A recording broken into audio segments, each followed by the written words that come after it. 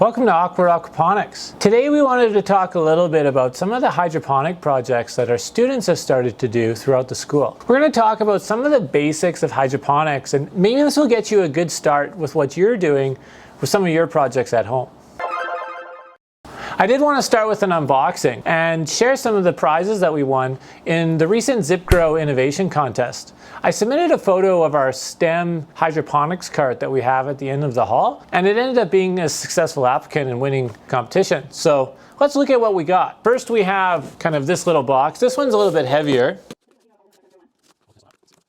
So this is nutrient starter kit. It's pretty heavy. So the Nutri Plus starter kit is what was in this box. So that's kind of exciting. We have a bunch of different nutrients. We have a 158 part B. It'll be a part A. So this will be a two-part mixture. A part A for. So yeah, we got this nutrient starter kit as part of it, Nutri Plus. What we're using for nutrients in ours, we have a couple of different options. We have a master blend option that comes in a dry form, and students are able to mix it up according to the concentrations that they want. We also have some general hydroponic products. These come shipped in a liquid form, so we have a couple left over from last year when we were just starting out. And we also have a Jack's Nutrients, I think they call it now the Hydro Feed. Previously it was the Oasis, but we got a really big bag of that initially, and we use that with a lot of our leafy greens in our different setups. We'll see what this is. So here's the light, just what is this? Probably a 2-footer. We have these similar ones but larger in our DIY seedlings cart. So we have 3 on each level there. Other grow lights that we have, we started out with these pinkish kind of full spectrum Barina grow lights that we found on Amazon. We built a mounting structure for them.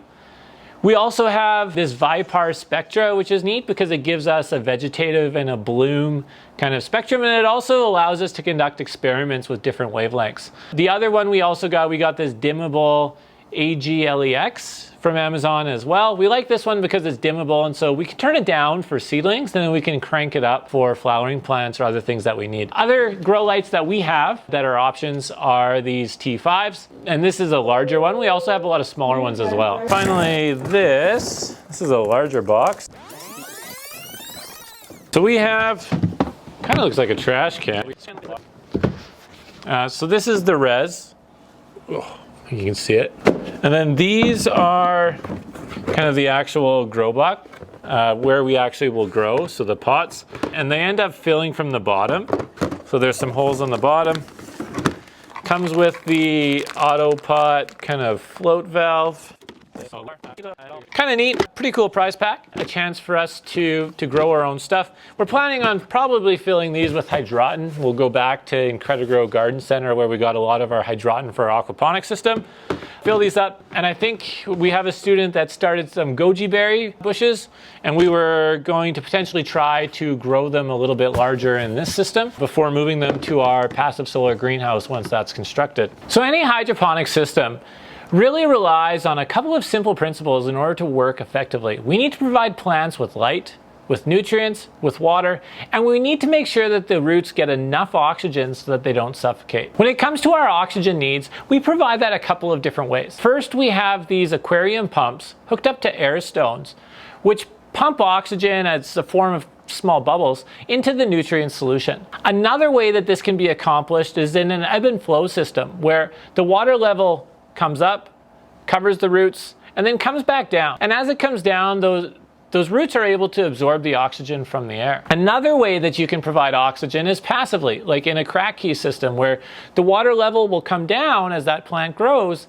and there will be an air gap there where air can diffuse into the air roots that the plant will develop. We also have explored this other option, which is called a venturi. So in a recirculating system, you might have water flowing through pipes. One way to increase the oxygenation of that water is to add what's called a venturi. So it's really just a restriction with a hole where that restriction is. As the water flows through that restriction, it speeds up. Because there's a hole it acts as a vacuum and pulls air from the outside into that nutrient solution flowing through the pipe, and you're able to oxygenate it that way. We've already talked about lighting and how we've been providing that for a lot of our systems. However, what we've found lately is with the lengthening of our days that some of these systems in a south-facing window have been doing just fine. And sometimes that's enough. So now let's go tour some of these student projects and see what they are doing to provide the light, air, nutrients, and water that their plants need in their hydroponic systems. So these are Devin's sunflowers. You notice this one's starting to look a little bit droopy. The neat thing that Devin has done with these sunflowers is to support them for now. Devin has added these pool noodles, which is pretty neat. These are Erica's tomatoes. So these are cherry tomato plants. There's 3 in here right now. Erica plans on moving 1 or 2 out of here.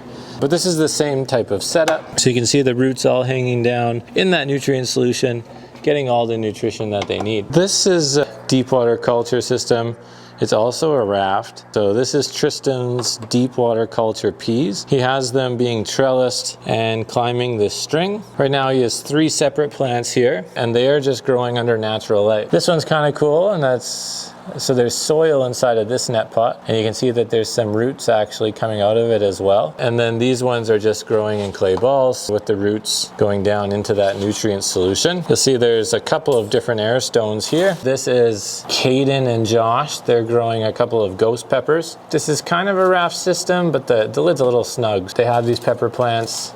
They put some tin foil on top in order to stop the algae from growing. And this is Avery's mini watermelon plant. So this is going to vine pretty big, and then it will flower, and then it will start producing watermelons. Again, another deep water culture tote. You can see all these nice little air roots. And then what we have at the back here, there's nothing in here yet, but this is going to be Xander's watermelon plant. The pump will be on a timer. It will turn on, it will fill it up, then it will start to drain. Once the pump turns off, it'll just gravity feed back into the reservoir, and it will keep the roots nice and moist and also allow them to get the oxygen that they need. These are Brad's peppers. They're growing under this dimmable LED grow light, which is nice. You can increase and decrease the intensity. This is the reservoir. Here we have an outlet, and it just gravity feeds down into this setup. So it feeds in here, but you see there's always liquid in there, and we have this little float valve at the bottom. So this float valve, when it goes down, so it starts to let water in,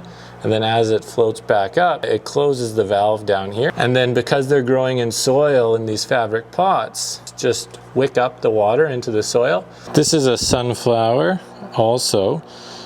This sunflower though is growing in a deep water culture raft. These here are some cracky lettuce plants. So these are just growing in a south-facing window. The nutrient solution is in here. They wrapped it with tin foil in order to control algae. And then the roots are just growing down into the water and the nutrient solution. Here's a good example, kind of as it grows. See kind of the fluffy air roots there, which the plant grows to adapt so that it can get that air that it needs. Thanks for checking out those projects. If you have any questions, just write that down in the comments. Make sure you hit subscribe. Thanks for checking in. See you next time on Awkward Aquaponics. Awkward.